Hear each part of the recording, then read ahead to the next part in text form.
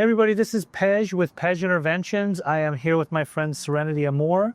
We are going to be talking about overcoming Fetty addiction. So what is Fetty? Fetty's fentanyl. How long are you in recovery?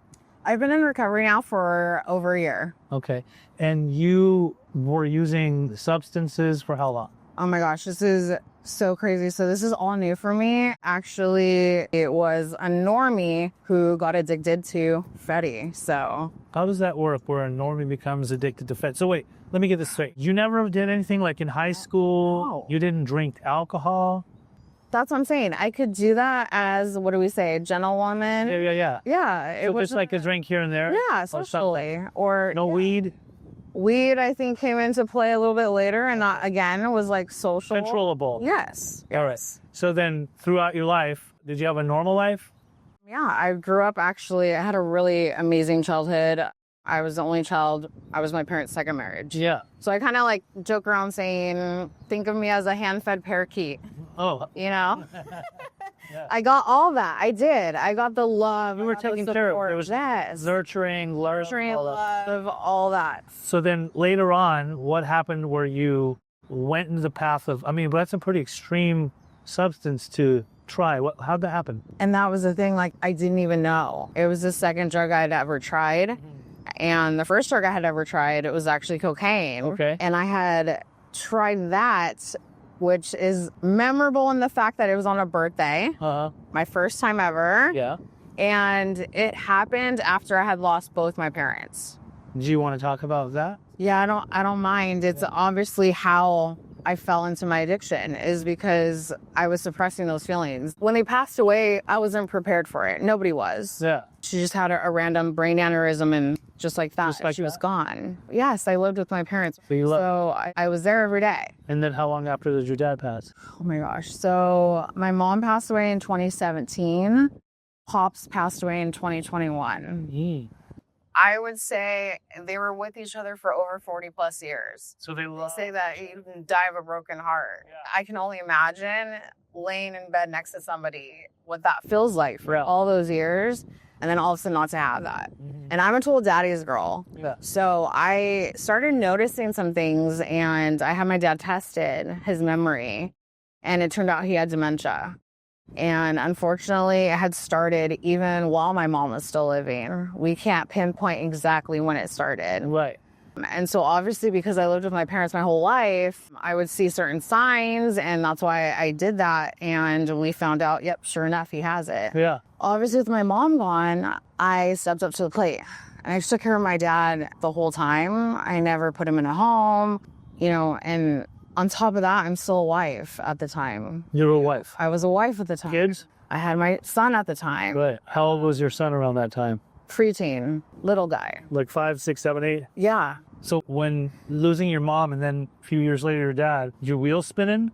Sad? When I lost my mom, I found myself on autopilot. I think that's the best way to describe it. Yeah. In a fog. You just kind of mechanically going through life? Literally was just answering, handling everything, handling the services, being all business. Yeah.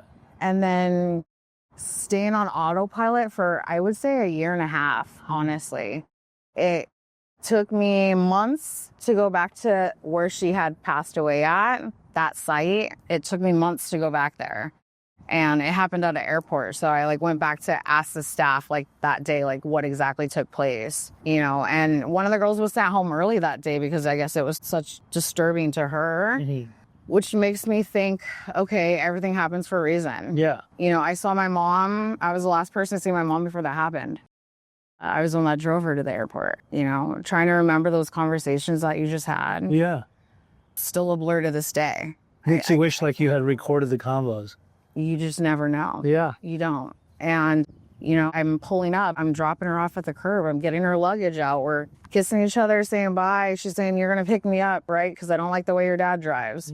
Of course. She loved me being her chauffeur. Yeah. These things. And, we would go to, grocery shopping every week together. Trader Joe's was, our favorite. Yeah. She raised me holistic and all these great things. Hand-fed parakeet, like I said. Yeah. So, the first initial thing, you go into shock. After I dropped her off, I had went to work. This happened during a summer break. My son and my dad are at home. All of a sudden, I'm getting a call. I'm at work, and my pops didn't make it seem like anything unusual. Like, he didn't let me know all the details or make it sound super serious. Yeah. Which it was. But obviously it was. And he said, I need you to come pick me and Mike up. Like, we're going. Yeah. Like, okay. So I'm driving to pick them up. We go. My mom was like already in a coma when we got there. She had gone through an emergency surgery already because one of the doctors was trying to drain. He was trying to save her life. And so, that's going through the whole thing. I mean, she had to get airlifted out to LA. Wow. They were going to try to do surgery. She just wouldn't stabilize. I mean, it was just, I had to go through all that. Right. And I would say the worst time spent was those 3 days in the hospital because we had to notify all her family, allow them to come down, pay their respects. Because we did keep her on life support, It's like every day you're waking up thinking like something's going to change. You're praying. Yeah. God, please. Like, did she finish her job? She obviously finished her race, My parents were huge, in the church, and they did a lot of community and outreach. And I heard so many stories from people that came to me at my mom's celebration of life. Wow. They got to share things that I didn't know. Like, hey, your mom used to meet me every week at Starbucks. Wow. Just for like cool, like mentorship, So So that's awesome. how I was raised. Yeah. And that's what I said, hen-fed parakeet, all the good stuff. So obviously more religion versus relationship when I was younger. Yeah. And then as you get older, you understand like the spiritual, and that's what I lay heavy on because I believe in energy and frequencies and I believe all these, manifestations. Yes, and the miracles and the signs and the wonders that are out there. How did you turn to that drug? Why? Hanging out with somebody that was doing it? Were you seeking it out? I wasn't seeking it out, and it did from trauma bonding. With the wrong person? With my person. Yeah. It was an ex fiance. Which I had never used with a partner before. And like I said, trauma bonding. And that was how I was introduced. Define trauma bonding for those that don't know. So trauma bonding is when both of you guys have something that's super tragic or epic happens in your life. Those really horrible, deep down, dark demons we like to shove down and suppress because maybe we're too embarrassed to talk about those things. But I'm talking about like the gut-wrenching ones, right? Like the ugly cries in the pillow kind. Yeah. And we bonded through that because we shared stories. And, our first weekend we had spent together, we asked each other everything from, you name it. It was more than 101 questions. It was like we knew everything. And when you're bonding with somebody like that and they know you like that, then of course, we were together a year. He wasn't from California.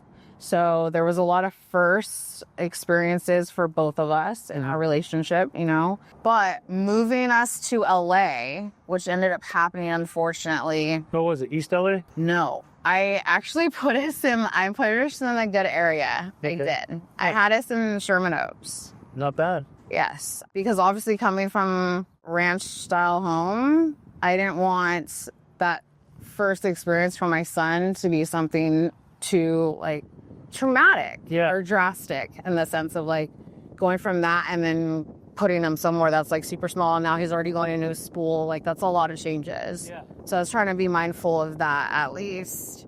And so, we went out there and I don't think I was prepared for what LA had for me. I love LA, but you're talking about zero street smarts. Yeah. For me. For you. For me, yeah. Hands down. Yeah. And, I do like a good bad boy, and that's obviously my problem. So, and that bad boy was caught up in some stuff. He was. And so, entering a world, nothing of, and it only took 6 months for that to literally lose everything. So you're saying for six months straight, I went for, 6 months straight, daily use. Smoking it? Starting off on blues. Yeah. And then roll into straight powder. And that's Did you OD ever? Of course. I died 3 times. Were you hospitalized? I was not hospitalized. My ex-fiance is the one that saved my life those 3 times. Narcanning you? Correct. And making sure that my son never saw any of that. In that community, quite often when people are using that stuff, they will carry Narcan with them just in case so that they can survive, right? Yeah. Well, and that's the thing is, when I had first met my ex, like, we actually were both, because I hadn't started using yet, right? And he had actually gone through a program, and I was a support in the beginning. He'd been sober before. Yes. How long before that? I think he was coming in like over 200 days. And he was using Fetty before? Yeah, that was his drug of choice. So when you would overdose and come out of an overdose, what would go through your mind? I don't even think I knew at the time what it was. I mean, did people tell you, like, you OD'd? I mean, he would tell me. And then obviously. what would you think? Like, what's ODing? Or did you know, like, oh my God, that's pretty crazy? Well, I knew. So if someone's like, okay, do you remember your first time? I can only say I just remember going out and it was just black and that was it. You can almost hear voices, but you can't. Yeah. And then it's like, obviously you can't move. Right. And so I just remember he took care of me and I had woke up like and came to, but it's just one of those things like you don't know. It's weird. You have no recollection of what happened. So you just didn't even know? No. Because it kind of sedates you to the point where you just, if you pass out, you're out. Yeah. Now, only 6 months of using, which is still a long time, especially with such a heavy duty substance like that. It's a total killer. What was your breaking point? Like, what happened that made you stop? Turning point? Well, obviously, like, I started losing shit. Like what? Shit started hitting the fan. It's like all of a sudden I'm not paying car payments, your... Life was getting unmanageable? Yes, of course. Like, thinking to myself, dude, I don't want us to get evicted. It was the first time I had ever gone on a lease contract with anybody because I'd never lived with anybody prior to that. Yeah. Obviously, being married, he was living with us, and that was that. So I was like... I saw the red flags. Yeah. And I actually paid attention. Yeah. And I was like, you know what? No. I got to move us out before, this gets any worse. And that's what I did. I separated from him. And then I sent my son with his dad for the first time ever. Uh-huh. And then I didn't know you're not supposed to quit cold turkey. You had no idea? I had no idea. Yeah, because you were like 6 months or you didn't really even know. Believe me, I didn't know the first time I ever did opiates how bad it Yeah, I had no clue. come down the withdrawals are. Oh, I had no clue. So then when you stopped, did you go to detox? So I quit cold turkey for 2 days and then put myself in detox. But when I got in there, I started hearing stories from my fellows in there about having precepts. Yeah. And so I was like... Precipitated withdrawal. Right. Yeah. And I was like, you guys, what is that? And so I'm hearing all of them giving me these stories and I'm like, oh, I'm good. Like, I might have still been out of it because I felt out of it. Yeah. And even the nurses, like, when you come into detox and you take your first picture, I don't remember even taking that picture. And it's crazy, right? Yeah. And so the nurses are telling me stories like, I think I went 5 days before having any medication for treatment. And so after that 5 days, after a week, obviously in treatment, you look so much different. Yeah. You feel different already. And life starts coming back into you. Yeah. And your glow starts coming back. You're not a zombie anymore. Right. You're not The Walking Dead, which I love that show. But it's such a good show. It's such a good show.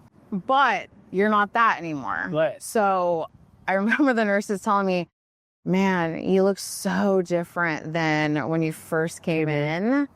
And they told me, I tried to help you when you first came in because you had threw up all over yourself. She's like, you were covered in vomit. And she goes, you know what you told me? You said, no, I'll do it when I get better. It's okay. Right. Like, even in my sleep, I was like still trying to be like, no, I don't want to be a burden. Yeah. I don't want to worry you. It's okay. I'll do it. Because I'm so used to doing everything. So how long were you in treatment? I did the whole 90 days. Okay. And then did you decide within that treatment stay that you're done and you're not going to go back to it? So I said, I'm going to do this program right the first time. Yeah. Because I went in with a mindset that I told myself, hey, one and done. Like, I never want to do that. Never want to touch that again, Lord willing. Yeah. And so I was like, no, I'm going to do the whole thing. So I had them deliver me from that treatment door to the actual sober living house. Oh, and then you I went door to door. 90 days and then went to sober living? Went to sober living and did another 60 days in sober living and graduated. Okay. Continue your treatment too? Yeah. Continued treatment, was going to like meetings and doing, like I said, you find yourself again. So it's like, you know, stuff that I used to love doing as a child, I found myself looking at again. You know, I was supposed to sing a long time ago and I was in the industry as a young one, like 6, 7, you know? And so I'm like, I miss those things, dude. It was always theater and making people, you know, any trade I've been in has to build a relationship. Wow. So that's like where I find it's so rewarding. So what are you doing now to maintain your recovery, like to stay sober? Because I know you really love to stay sober. I do. So first I was like, hey, 3 times a week meetings, staying plugged in, fighting your community. And then obviously church and other, like all my other spiritual practices, like making sure I have a personal day where I don't do in person, but I make sure that I'm using that day for something positive to help with my recovery. I love it. Yeah. So if somebody's tuning in to this, we have to be careful because we won't put it in the title anymore because then you get age restricted and you get less viewership. But if somebody's tuning in that might be struggling and with that particular substance, and they see that you got better, what can you say? Can you put some good energy into the universe to try to help the struggling, suffering addict or alcoholic?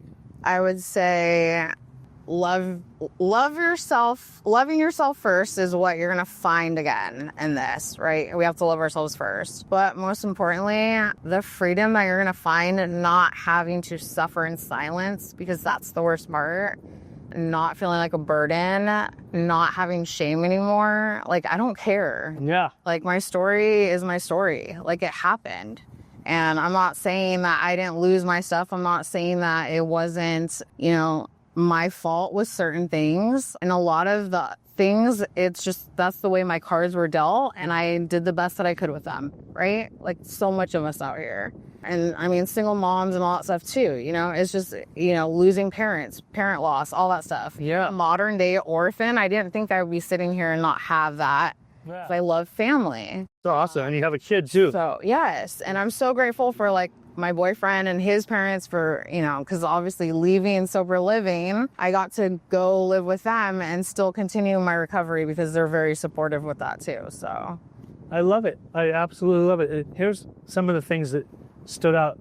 First of all, I love that you got over that particular substance. Yeah. Secondly, like there are so many people that are reaching out to me that are either caught up on it or on the big METH too. But I'm inspired by people that have gotten caught up in that, whether it's 6 months or even longer, whatever, overdoses, no overdoses. Well, I mean, if you overcome that addiction. Yeah. Well, what about both? Both too. Like it just makes. I forgot. I didn't tell you that.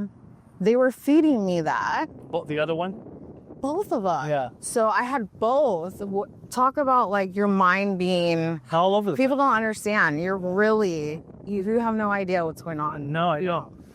And I like the way that you found me because I was speaking at a recovery event and then we started a vibe on Facebook. But what stands out to me, what I love the most is when I meet somebody new that's in recovery that really, really has embraced recovery and they wear their recovery on their sleeve. And like, I can already tell without meeting you in person before today. Yeah. I was like, oh, she's here to stay. Yeah. I mean, I'm putting on, we can't save anybody who does not. Yeah. But God is big. Yes, God is big in this. And my spiritual team is amazing. I love it. And I know who your spiritual team is. Yeah. So I want to thank you. Oh, yeah. Thank you for bringing me to your area today to kind of talk. Come hang out. The weather was perfect. Oh, the weather's perfect. I was thinking I was going to go. I saw butterflies too. So again, I'm Pej with Pej Interventions. And I'm a recovery coach. If you or somebody you know is struggling with any type of substance, especially the Fetty, which is Fentanyl, and also M3TH, then please do not hesitate to contact me at We're going to go with this phone number, 949-751-7761. You can text me so we can coordinate a call. I'd like to be able to hear about what you're going through. Serenity, it's so nice to talk to you. It's so nice to meet you in person. And thank you for being the person that you are, because we need good spirits like you in the universe that have overcome their demons. Absolutely. And they can follow me at The Real Serenity Amore. Okay, so spell that out. The Real, THEREAL, Serenity, and then Amore is AMOR. Okay, great. Peaceful love. I am peace and I am love. There we go. Over and out. Love you all.